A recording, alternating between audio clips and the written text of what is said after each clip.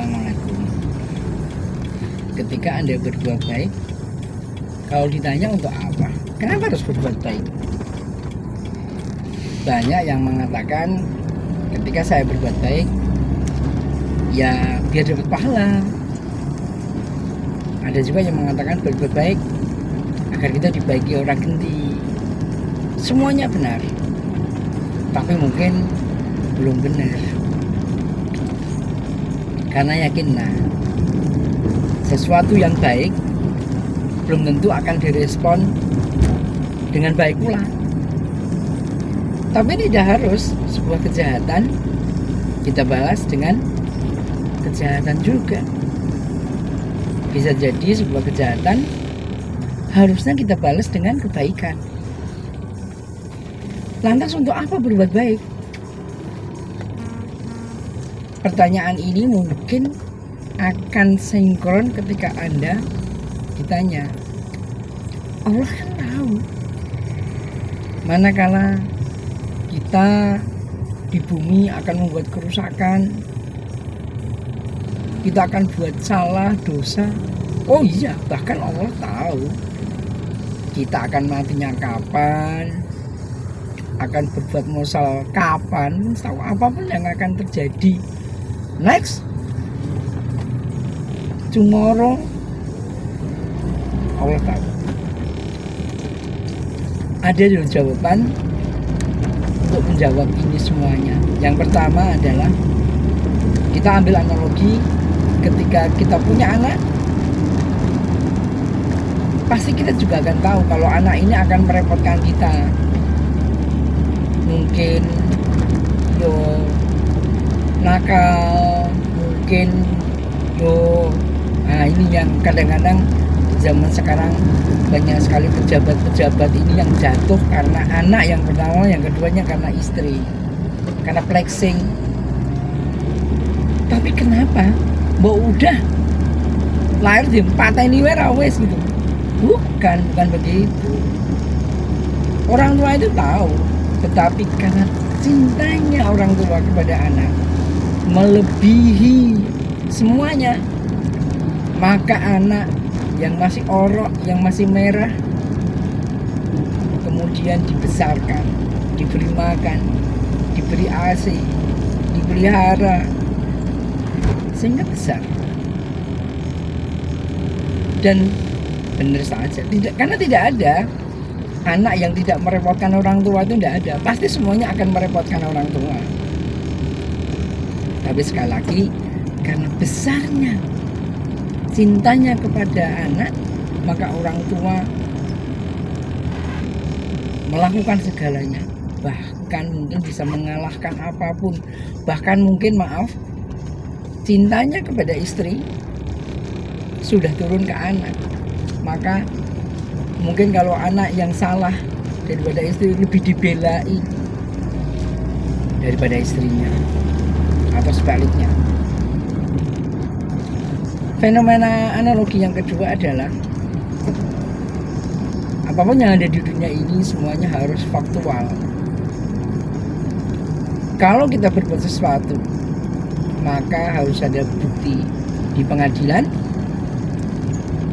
akan ditanya ketika misalnya kita menuntut atau dituntut, buktinya apa? Kemudian saksinya siapa? Dan ingat, saksi itu tidak bisa satu saksi itu tertolak. Saksi itu minimal 2. Dan sebelum bersaksi maka dia akan bersumpah bahwa yang kesaksiannya adalah benar adanya, tidak mengada-ada. Nah, kalau ada saksi, ada bukti, maka lebih faktual mana? Bukti, karena bukti jelas, tidak bisa berbohong. Kalau saksi bisa bohong. Maka di dunia ini Allah ini membuat bukti dan saksi sekaligus. Saksinya siapa? Orang-orang di sekitarnya, saudara-saudaranya, teman-temannya, kolega-koleganya, semuanya akan bersaksi Buktinya apa? Buktinya adalah dua malaikat di sebelah kanan dan kiri kita, Rokib dan Atid. Jangan dipikir malaikat itu masih menulis nama, itu cemen. Karena kita sudah menggunakan HP yang memorinya bertera-tera, masa malaikat masih tulis tangan? Nggak mungkin. Loh, lah dia lebih dekat sama Allah, ilmunya lebih keren, lebih tinggi. Kita kan cuma berapa ting aja ilmunya. Loh, malaikat kenapa tidak menggunakan ilmunya untuk ngasih tahu kita harus menuntut yang lain? Malaikat tidak punya nafsu, maka malaikat isinya hanya kepatuhan saja kepada Allah. Apa yang diperintahkan sejak dia diciptakan, ya sudah sampai akhirat nanti, sampai kiamat, itu yang dia lakukan. Kalau manusia tidak, karena manusia diberi nafsu, maka apapun bisa terjadi. Dan karena itulah dunia bisa ramai.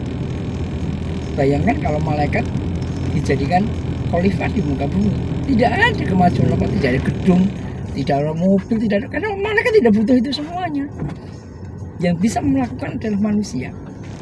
Nah, malaikat ini sebenarnya adalah CCTV Super HD yang resolusinya sangat tajam, dan ketika dia merekam, itulah nantinya akan digunakan sebagai bukti di Yaumul Hisab, di Yaumul Mizan, sebagai bukti apa yang telah kita lakukan.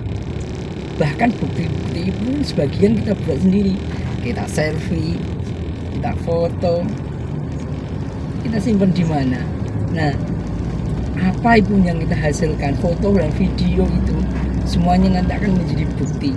Maka jangan pernah membuat bukti yang buruk, buatlah bukti yang baik, agar nanti di akhirat bukti-bukti itu justru akan memperingan kita, menjadikan kita menjadi berat timbangan amal kita, dan saksi-saksinya juga orang-orang di sekitar kita mudah-mudahan bisa bersaksi dengan baik.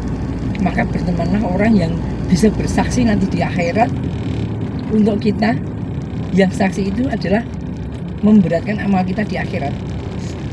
Tapi kalau Anda bergaul dengan orang yang tidak baik, maka bisa jadi dia akan menjadi saksi yang tidak baik juga. Saudaraku, sekali lagi, kenapa Allah yang sudah tahu bahwa manusia akan membuat kerusakan di bumi dan tetap aja diperjalankan di muka bumi, adalah untuk salah keduanya adalah untuk membuat bukti dan saksi bahwa manusia nanti layak dimasukkan ke surga atau ke neraka. Tidak mungkin manusia lahir langsung masukkan surga, langsung masukkan neraka. Alasannya adalah nanti tidak ada keramaian di muka bumi, tidak ada perubahan, tidak ada kemajuan. Kenapa sudah lahir langsung masuk neraka? Ngapain di dunia? Ngapain? Yang kedua, ketika manusia ini masukkan ke surga, protes, ya Allah, saya kenapa dimasukkan ke surga? Saya kan tidak ngapa-ngapain, maksud dimasukkan ke surga? Dimasukkan ke surga saja protes, apalagi dimasukkan ke neraka, lebih protes. Maka saksi dan bukti itulah yang akan menjadi bahan pertimbangan di pengadilan akhirat, apakah kita akan dimasukkan ke surga atau neraka. Semoga bermanfaat.